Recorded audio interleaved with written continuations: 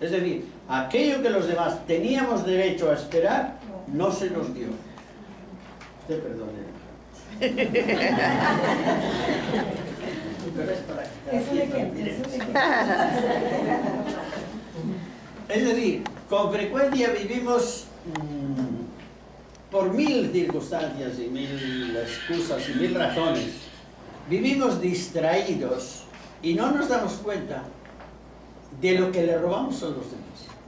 No nos damos cuenta de que no hay pecados privados, de que todo pecado tiene consecuencias públicas, de que el egoísmo más secreto nos priva de vida personal, y la alegría que ibas a compartir, que iban a ser 10, le has quitado 5 y no vas a compartir más que 5. El otro no percibe si le quitaste o no le quitaste. Tú no percibes que de la otra manera le hubieras dado 10, pero de hecho así es. ¿Y cuántas veces además nos damos cuenta? De pronto un día que estás alerta y que has reflexionado en tal o cual, hay una conversación en la peluquería o en la calle o en el autobús o quién sabe dónde, y tú dices tal cosa. ¿Por qué? Porque la tenías. Si no la hubieras tenido, ni te enteras de que la podías haber dicho, de que podías haber ayudado de esta manera. Como no la tenías, no nos enteramos de que no lo hicimos. Lo mismo que a otros niveles que podemos no tener ninguna obligación de conocer. Pero supóngase que estoy en la parada del autobús y alguien me desmaya. Si yo tuviera unos mínimos rudimentos de primeros auxilios, a lo mejor sabía algo que hacer, pero así no sé nada. Es decir, lo que podía darle no se lo doy. A lo mejor a ese nivel no tengo obligación. O sea, no todos tenemos que saber de todo, ¿verdad? Pero a nivel de vivir el Evangelio, sé que tengo obligación y que tengo posibilidad, y que tienes posibilidad de formarte y de compartirlo con los demás. Y cuando no lo hago, se lo quito a la gente que se lo daría si lo tuviera. ¿O no? ¿Sí o sí? Sí. ¿Sí estás de acuerdo? Sí. ¿Eh? Estamos paseando el burro. ¿Qué le pasó al burro? ¿Que te caíste? No, lo estamos paseando y todavía no tiene.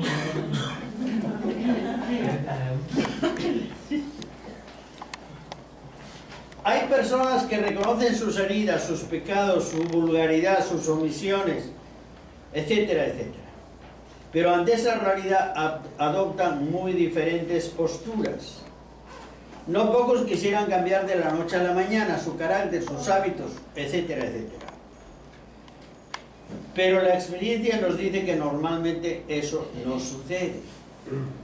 Y entonces, ante la propia y terca realidad, apelan a diversas estrategias. Unos se refugian en la permisividad, otros en la desesperación por la repetida culpa, otros usan la estrategia de culpar a los demás, otros quieren comprar el perdón, y otros, en fin, acogen el largo camino de la propia aceptación y del cambio, de un proceso de cambio. La permisividad termina diciéndome que ya que soy así, así está bien, así voy a seguir siendo. La autoindulgencia permisiva es una especie de madrastra que todo te lo consiente con tal de no tener problemas, a la corte. Pero ustedes ya saben lo que pasa cuando rehuimos el problema a la corte, se va haciendo cada vez más grande hasta que explota de una u de otra manera. Los problemas llegan a tal grado que ya no los sé manejar o ya no los puedo manejar. Entonces puedo pasar a presentar el bien como mal y el mal como bien, que es una forma barata de justificarme. Y a la larga crea no pocos conflictos interiores que pueden llegar a expresarse pues hasta con enfermedades físicas. Ustedes saben, si usted tiene un buen rencor, cuídelo, guárdelo bien, aliméntelo, dele vueltas durante mucho tiempo. Si puede 4 años, 4, si puede 10, 10. Hará bien infeliz su vida, lo va a lograr. Eso es lo que quería, lo va a lograr. O sea, ¿y quieres tener un cáncer, por ejemplo? Pues a lo mejor lo logras, porque un buen rencor bien cultivado durante mucho tiempo explotará por algún sitio Es decir, el cuerpo y el alma son un matrimonio, la psique y el soma son como un matrimonio. Si uno está bien, ayuda a que el otro está bien. Como uno esté mal, ayuda a que el otro, o cuestiona la salud del otro. Ya decía alguien tan interesante como Tomás Moro, decía que una buena confesión general ayuda mucho a la salud física. Es cierto.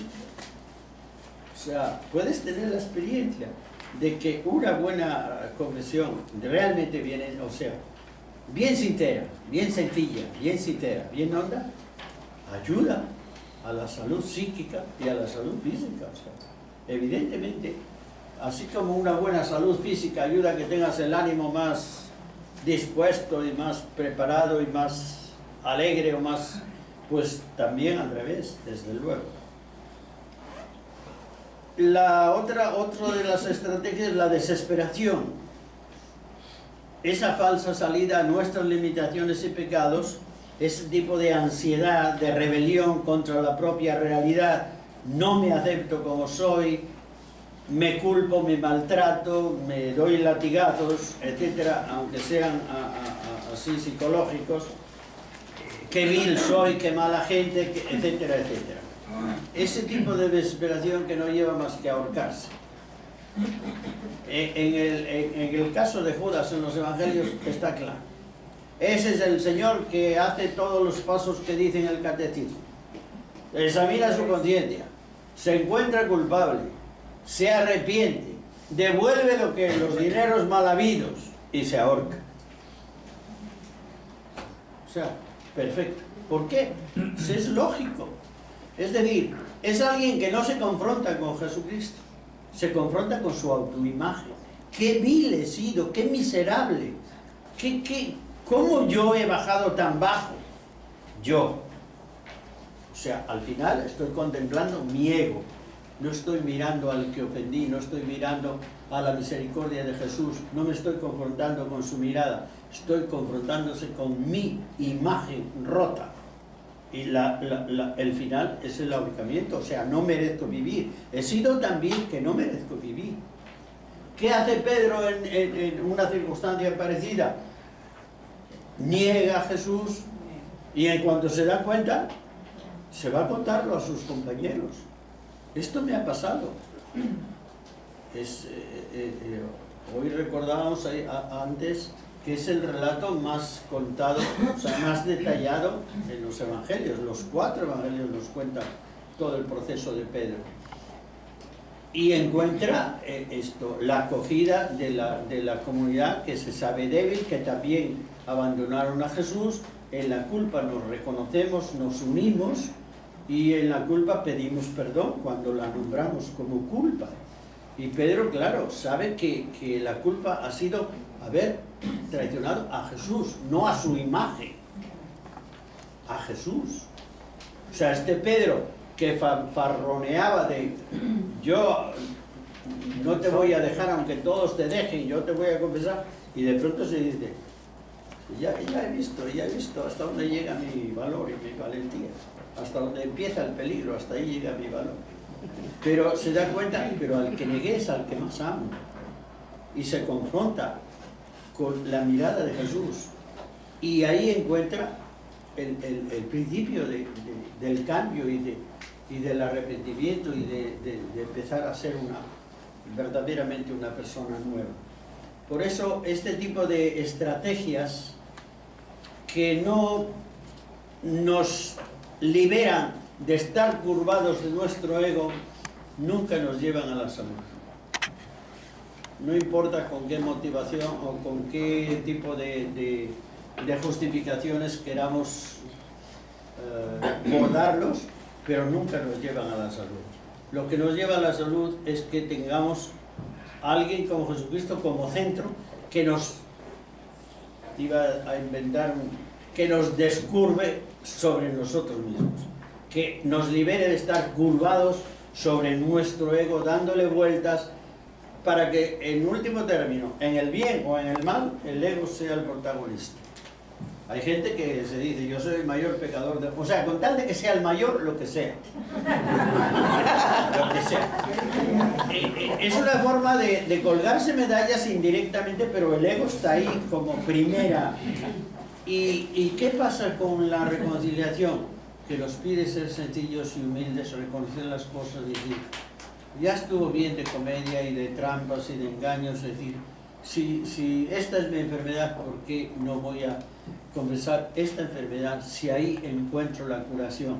No en la desesperación, no en culpar a los demás, sino en este tipo de actitud. Si eso lo vemos a nivel de experiencias humanas normales, mucho más a nivel de sacramento. Y desde luego la aceptación y la reconciliación, la propia aceptación, el proceso de reconciliación no son fáciles, pero nos pueden llevar del invierno a la primavera. Ante todo, quiero y pido la gracia de aceptarme como soy.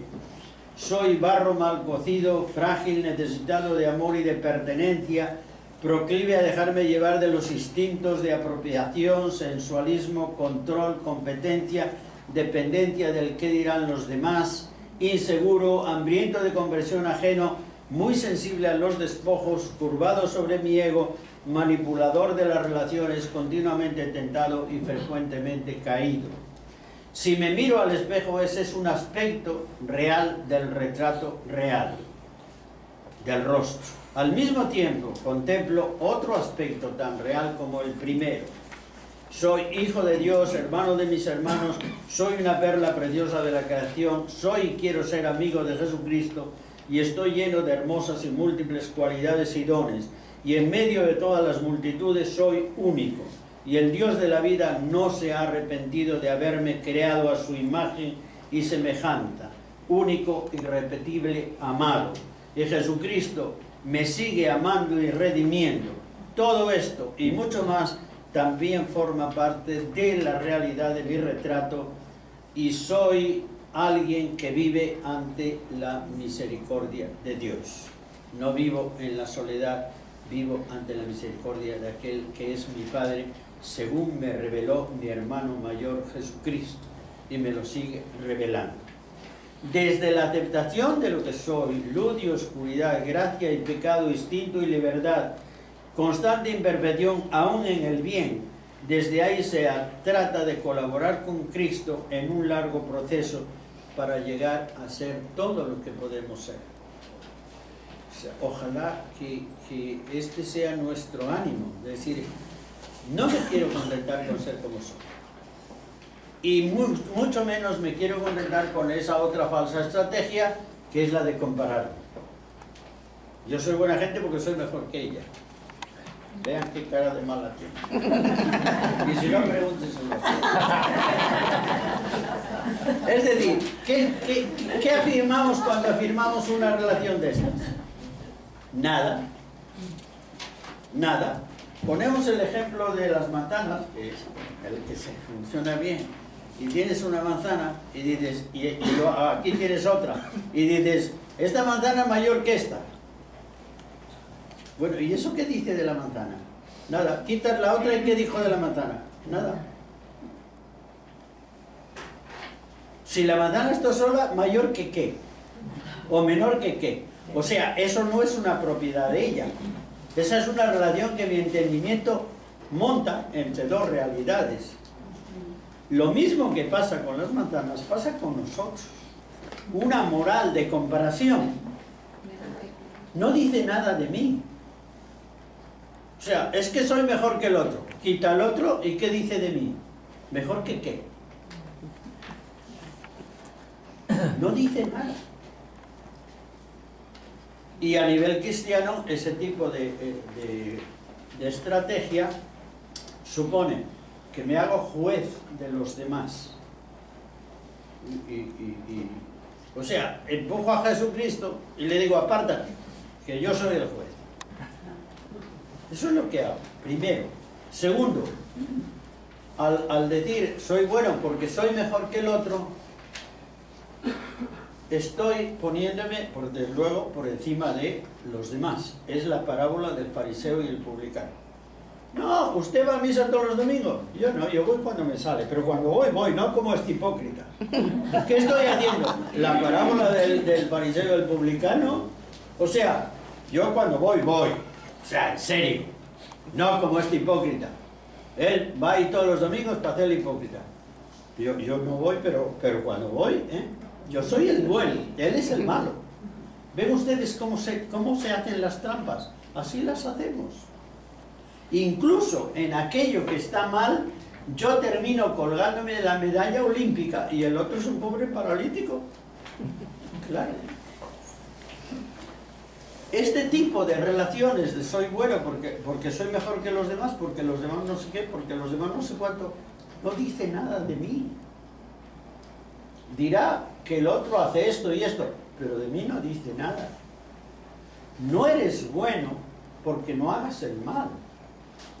No somos seguidores de alguien que no hizo el mal, somos seguidores de aquel que pasó haciendo el bien. Y cuando decimos no mato, no robo, cosas semejantes, no hago este mal o el otro, no estamos diciendo nada. ¿A quién le haces bien? ¿Quién sale beneficiado con tu vida? ¿Quién puede levantar la mano en el juicio en tu honor, diciendo gracias a esta persona mi vida cambió, se llenó de evangelio, de esperanza o de bienes que necesitaba básicamente para vivir y él me los compartió? ¿Quién puede levantar la vida por nosotros para decir el bien que hacemos? O sea, que nuestra vida hace bien a otras personas. Solo así podemos decir, estoy respondiendo, aunque sea escasamente, pero estoy respondiendo a la gracia que recibo. Ese sí es la medida de valorar nuestra bondad, en relación con la gracia que recibimos. Por eso yo no sé, la gracia que recibe él, ¿cómo voy a juzgar?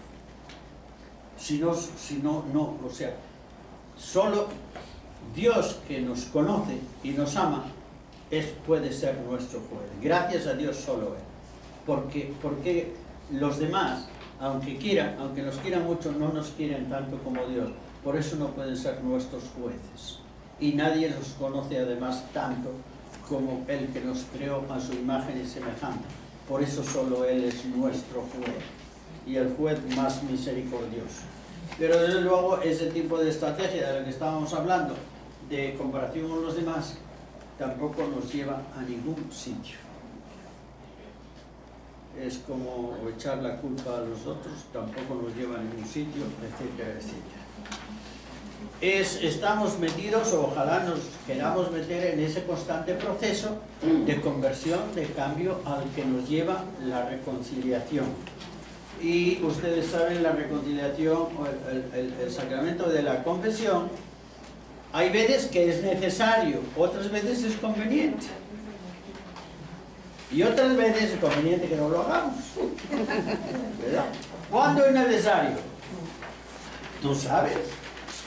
Si he roto la relación con Jesucristo, con la excusa que sea, necesito pedir perdón para reconciliarme, porque he perdido la vida. O sea, esa vida nueva que me dieron desde el bautismo, me injertaron en el árbol que es Jesucristo, y a partir de ese momento tengo la misma savia, la misma vida que corre por el árbol, corre por las ramas. Si desgajas las ramas, se queda sin vida. ¿Quieres reconciliar? O sea, ¿quieres volver a tener la vida? Tienes que reconciliarte, volver a injertar la rama en el árbol. Y eso es lo que hace el sacramento de la reconciliación. Que no se desgarró la rama, simplemente le pegaste un manotazo, pero bueno, no está bien, atenta contra la vida de la rama, pero la vida de la rama sigue viva. O de pronto medio la desgarraste, pero sigue unida y la savia sigue corriendo, de hecho no se seca, pero tiene muy poca vida, va a dar muy poco fruto. O sea, hay veces que tú te das cuenta que hace falta la reconciliación, otras veces que es conveniente. O sea, no es necesaria, pero es conveniente. ¿De acuerdo? Sí. ¿Sí? Esto, aprovechando que se va. Si alguien, a mí me dijeron que de 7 a 9, pero si alguien tiene que irse antes, que estamos en familia, no tenga ninguna pena. ¿Me explico? Sí, No pasa nada. Bueno. ¿Qué remedio encontraremos contra? Tenemos esta tendencia a la ruptura con Dios, a la ruptura con los demás o hacia el mal. Desdichado de mí, ¿quién me librará de la muerte que llevo en mí? Dice San Pablo en un precioso texto y profundo texto en la carta a los Romanos, en el capítulo 7. ¿Dónde hallaré la medicina adecuada? ¿Existe algún sitio? ¿Puedo esperarla o es una pura ilusión? Es decir, en último término la pregunta es ¿quién me salvará? ¿Quién me salvará? Ahora, de mi situación o de mi pecado o de mi miseria, y después, ¿quién me dará la salvación plena o la salvación en plenitud? Ustedes imagínense al Señor que está en un lago, conocía el lago de hacía años, había entrado, sabía que podía caminar 500 metros, 600 metros y que le daba el agua lo más por el pecho, pero nada más. Y de pronto se pone a caminar y se hunde. Porque alguien con una máquina entró y removió aquello, dragó parte del lago. Y de pronto se hunde. Y se está ahogando. ¿Y qué hace para no ahogarse? Tirarse de las orejas.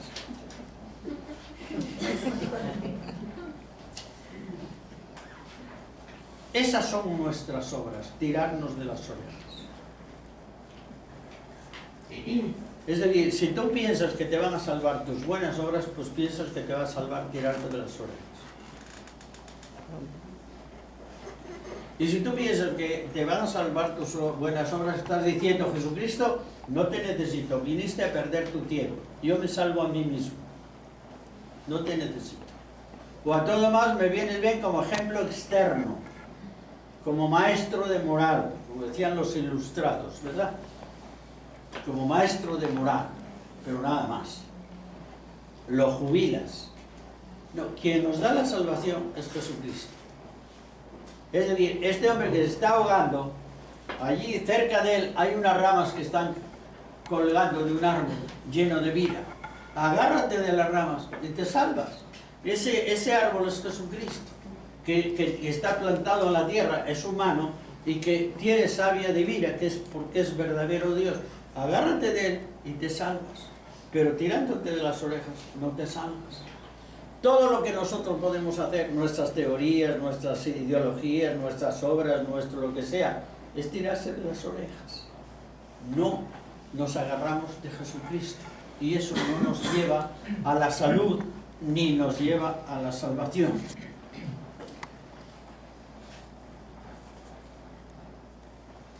Él nos puede cambiar, solo necesito confiar en Él, acogerme a Él, acoger su perdón y su salud. Él murió por nuestros pecados, como dice la primera carta a los Hebreos, a los Corintios 15:3. Se ofreció con lágrimas y súplicas para curarme y darme la salud y la vida. Se ofreció a Dios como víctima sin mancha y su sangre purifica nuestra conciencia de las obras muertas, para que en adelante sirvamos al Dios vivo. Hebreos 9:14. Dios es más grande que nuestra conciencia y nos salva de aquello que en nuestra misma conciencia nos condene. 1 Juan 3:20. Jesucristo durante su vida histórica dio el perdón de Dios a los pecadores. Él es la puerta de la misericordia de Dios. Si alguien peca, dice la primera carta de San Juan, tenemos un abogado ante el Padre, que es Jesucristo el justo. Recordábamos, no sé cuándo, el famoso poeta peruano César Vallejo, que estaba muriendo en París y le dice a su mujer que se prepare. Y César Vallejo tenía una vida de fe muy alborotada, muy problemática, etc. En gran parte por el Partido Comunista, pero nunca perdió la fe. y le dice a su mujer en ese momento, mira, no sé qué pleitos tendré que pelear del otro lado, pero tengo un abogado que se llama Jesucristo. Esa es la verdad. Tenemos un abogado que se llama Jesucristo que no está acostumbrado a perder los pleitos. Sobre todo si le ayudamos un poco, si trabajamos en equipo con él. Y lo que pide de nosotros es simplemente que nos reconozcamos culpables si somos culpables. Y que lo reconozcamos así. Y esto, por eso confío en él, me confío a él y puedo decirle con palabras de San Juan de Ávila o con otras: Señor Jesucristo, yo confieso delante de ti que soy pobre y desnudo, hombre débil y pecador, lleno de muchas deudas desde antes de que comenzara a servirte y también después. Mas yo te confieso por perdonador de los que con corazón quebrantado te piden perdón. Mayor es tu misericordia que mi maldad, y por eso confío más en ti que desespero de mí. Y tengo, Señor, confianza en que sufrirás con paciencia las faltas de aquel que trajiste a ti con amor. Y mientras me dure la fe y el amor que te tengo, y que por tu misericordia me has dado, me durará la esperanza viva de que me has de salvar, y que me concederás el perdón de mis faltas cuando te lo pido, como dulcísimo Padre a su indigno Hijo, a quien por ser Hijo lo sufres y fácilmente lo perdonas. En último término, el resumen es: mirando a Jesucristo tengo más motivos de confianza y de esperanza y de ánimo que de desconfianza o de desánimo mirándome a mí mismo. Y si dejáramos de mirar tanto a nuestro ego y miráramos más a Jesucristo, tendríamos una vida más animosa, más esperanzada, más bonita. Y también contagiaríamos más vida a otras personas. En lugar de contagiar chismes o mal humor, etc., contagiaríamos más ánimo, más esperanza a los demás.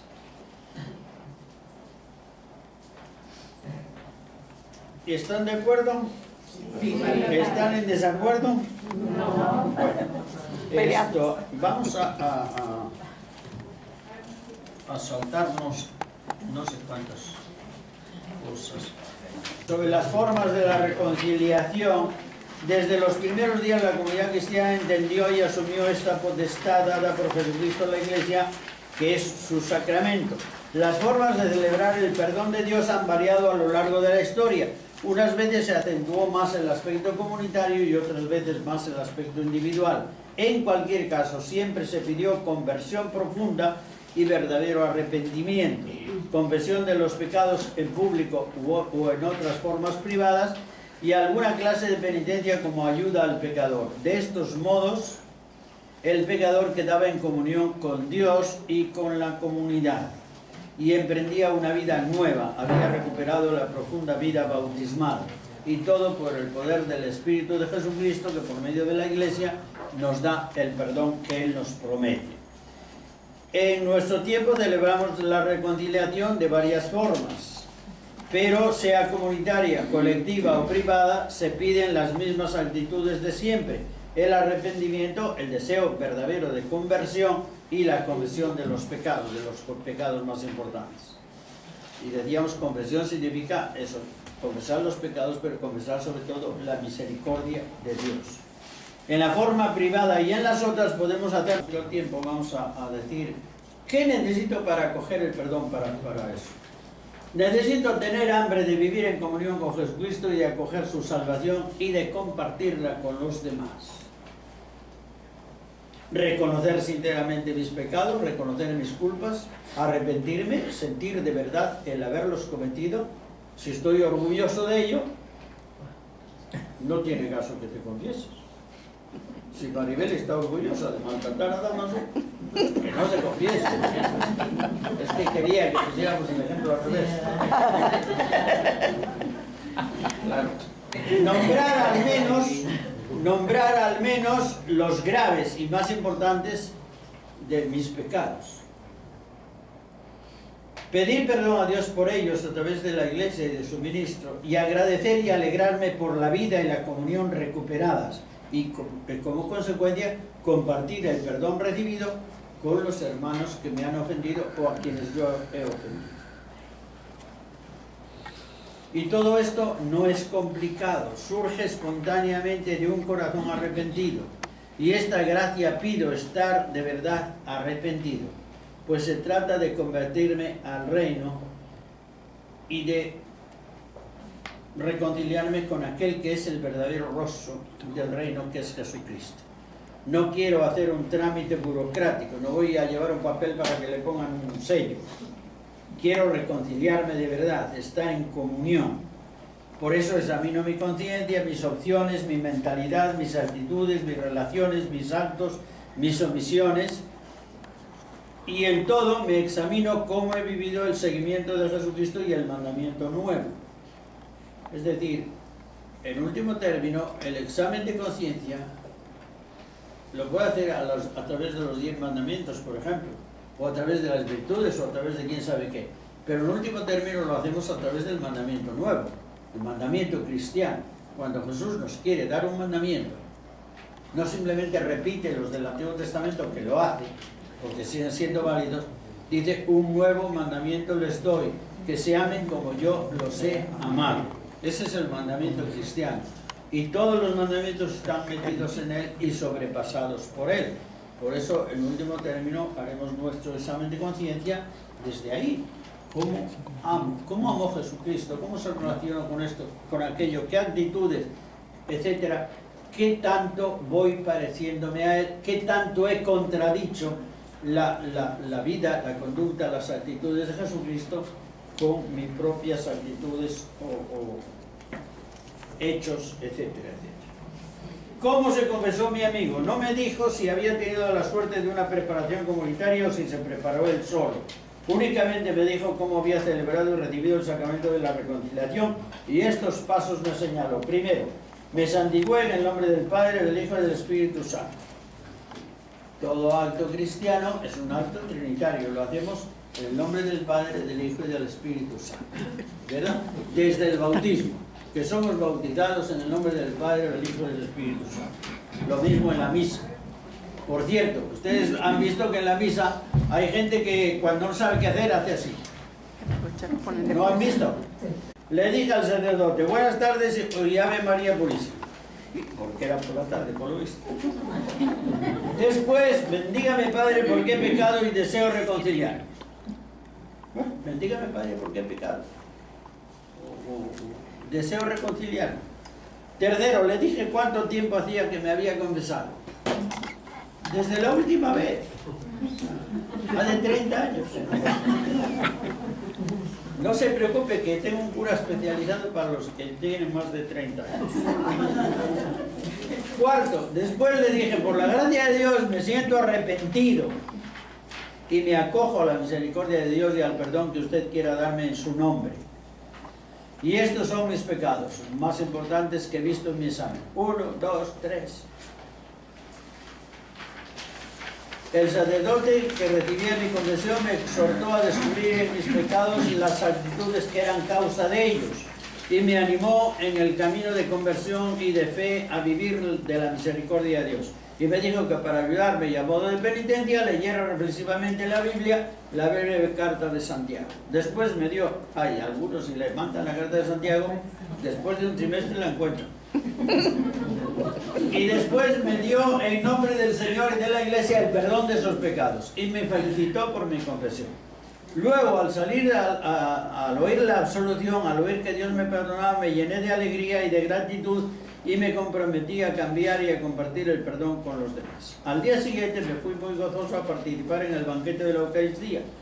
Y después me dijo más, me dijo: estoy comenzando, me dijo mi amigo, estoy comenzando a vivir de otra manera. Así fue como me lo contó.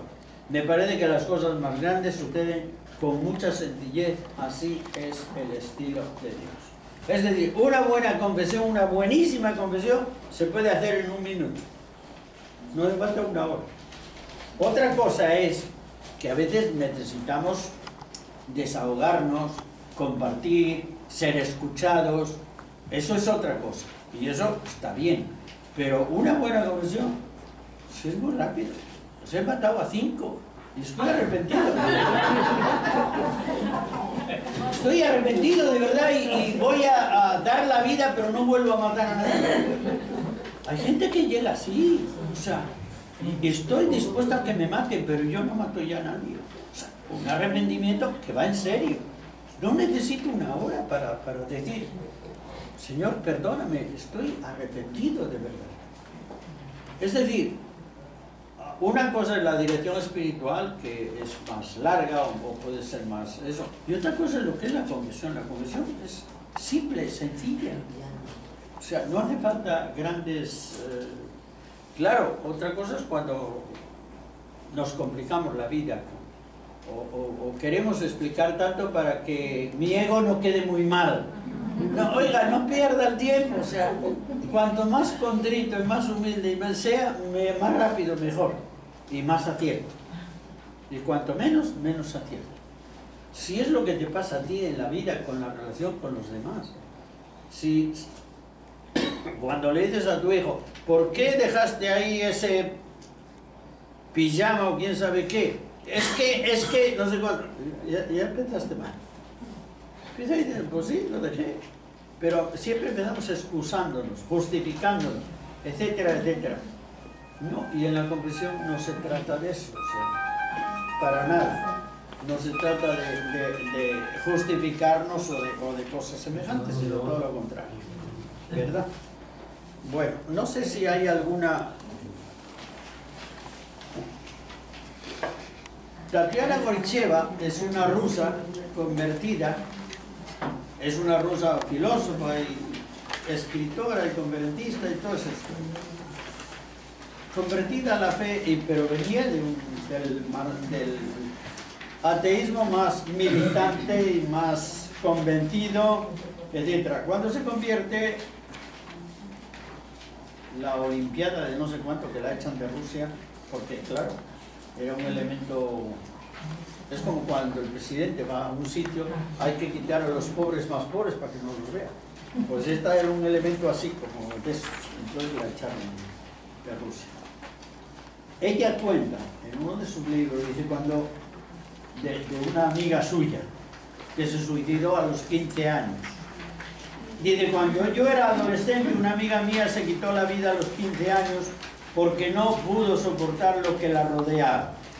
Dejó una nota que decía, soy una persona muy mala, pero ella era de corazón extraordinariamente puro, que no sufría la mentira y jamás pudo mentirse a sí misma. Hoy, 20 años después de su muerte, yo puedo expresar lo mismo en un lenguaje cristiano. Mi amiga había descubierto su condición de pecadora. Había descubierto una verdad fundamental, a saber que el hombre es débil e imperfecto, pero no alcanzó a conocer otra verdad aún más importante, que Dios puede salvar al hombre, puede arrancarlo de su condición de caído y sacarlo de las tinieblas más impenetrables.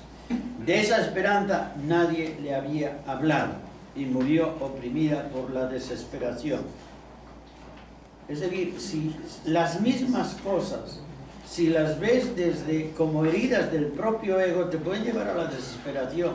Si las vemos desde los ojos de Jesucristo, desde la misericordia de Jesucristo, nos podrán llevar al llanto como a Pedro, pero al cambio, a una vida nueva y mucho más feliz. Desde luego, menos infeliz, mucho menos infeliz.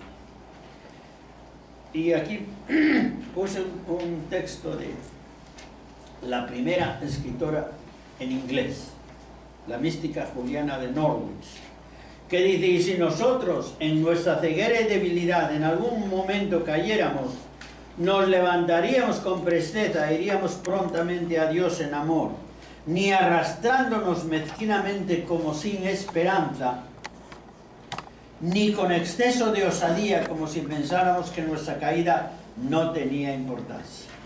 Fíjense que bien lo dice. Ni arrastrándonos como sin esperanza, como si fuéramos no hijos, ni arrastrándonos como si fuéramos no hijos, ni con exceso de osadía, como si pensáramos que nuestras caídas no tienen importancia. Al fin, ¿qué problema? Si usted no roba, pues roba total, ¿qué problema siga usted haciendo? No, así a veces nos decimos a nosotros mismos. Si yo no hiciera esto, pues vendría esta persona que lo haría. O sea, estoy quitando la importancia a lo que hago, sobre pretexto de que alguien lo va a continuar o el tipo de razón que sea, ¿verdad? O sea, ni arrastrándonos en el sentido de maltrato, de autocondena, de hostigamiento personal, de baja autoestima, etcétera, etcétera, ni este tipo de justificación de no tiene importancia mis pecados, total, qué problema. No, sí tiene importancia y los demás pagan las consecuencias, no solo tú pagas las consecuencias, los demás también las pagan. Si fueras una persona de una comunión, de una comunicación más fácil, más cuidada, más detallista, los demás saldrían ganando. Así los lastimas. Ese lastimar a los demás es pecado, tiene consecuencias y quita vida y quita ánimo a los demás. ¿Verdad?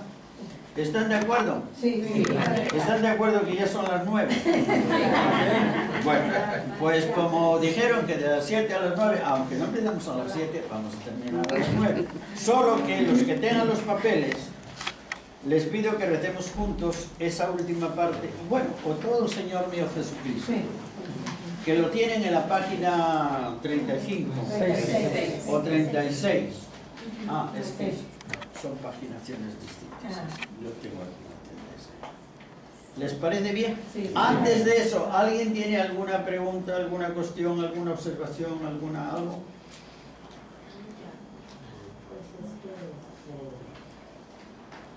Me hubiera gustado que hubiera explicado el mayor castigo. ¿Qué? Que me hubiera gustado que hubiera explicado que el mayor castigo por el pecado es el pecado. Ya. Porque no es lo mismo leerlo aquí que como Ya. usted lo dice. Sí, eso tiene un nivel práctico, ¿verdad? Que es importante. Que realmente a veces pensamos, por ejemplo, que Dios me castigó por esto, por aquello. Como me porté mal, pues no sé qué cosa. No, el castigo del pecado es el pecado. Eso lo entiendes tú, si amas a los demás, o si amas a alguna persona. Y si la amas mucho, lo entiendes mucho más rápido.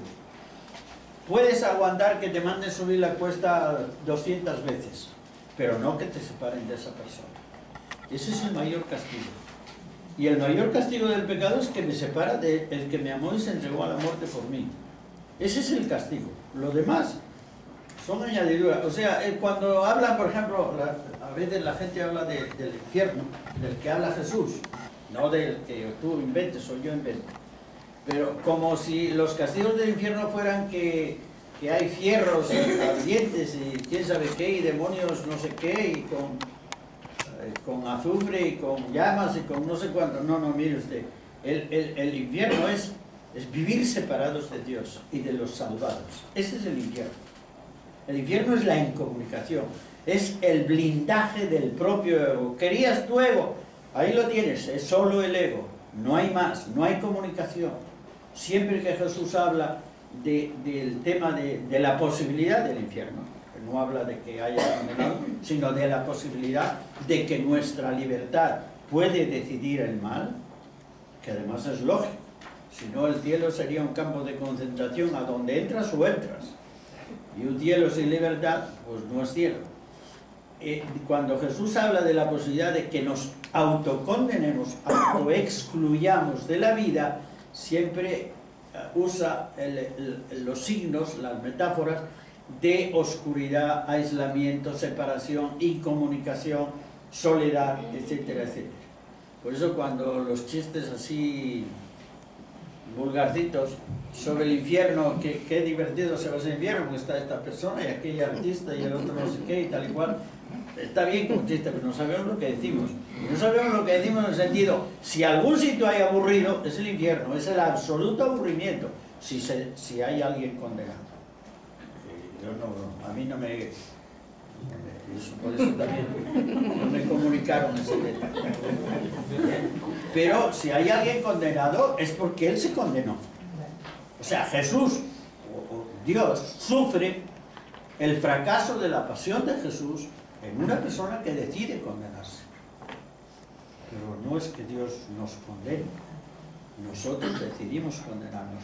Y en ese sentido, el mayor castigo del pecado es el pecado. Y el pecado es la separación. La separación, cuando es para siempre, es el infierno. El pecado es el feto del infierno, como la gracia es el feto del cielo. O sea, la gracia, la comunión, la comunicación, el vivir en amistad con Dios y con los demás, etc., hoy es como la semilla que se puede convertir en el árbol definitivo de la comunión definitiva, ¿verdad? Es como cuando hablamos del cielo y de pronto podemos imaginar un cielo barroco de quién sabe qué, quién sabe cuánto. No, el cielo es Dios. Dios no nos da algo menos que a sí mismo. El cielo es vivir en Dios, en la fiesta interminable de la vida que no somos capaces de sospechar cómo es, pero sí sabemos que Dios nos ofrece a Él mismo, que es lo máximo, no este tiempo, este espacio, aquel palacio, quién sabe qué, sino lo máximo. Lo que pasa es que ciertamente somos muy fáciles para describir el mal, la desdicha, etc., y no para describir la dicha. Usted haga la prueba y dígale a alguien que le cuente sus mejores momentos y apenas te dice nada. Si le pasó al Dante, usted lee el infierno en la Divina Comedia del Dante y es una maravilla. Usted lee el cielo y se puede aburrir.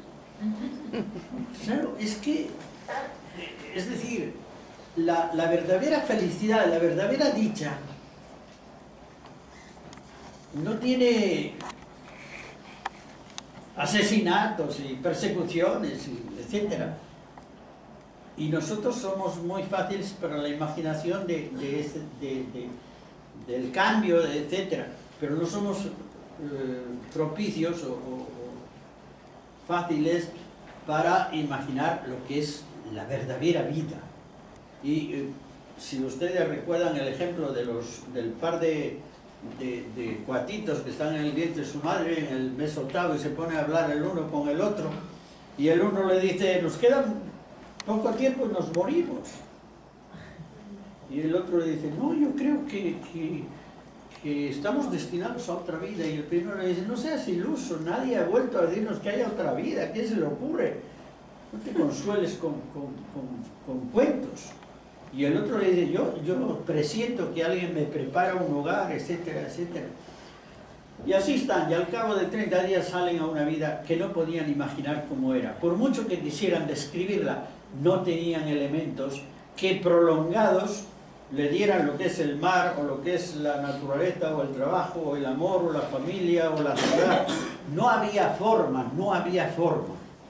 Estamos en el claustro materno de la tierra y por mucha imaginación que le eches no hay forma de describir lo que nos espera de lo que Dios nos ama. No hay forma. Y bueno, por eso es una de las, como decíamos el otro día, así medio de broma, yo quiero morirme pronto por curiosidad.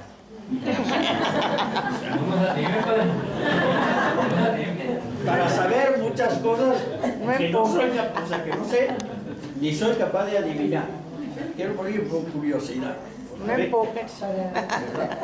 Bueno, ese era un asunto. ¿Alguna cosa más tienen que compartir?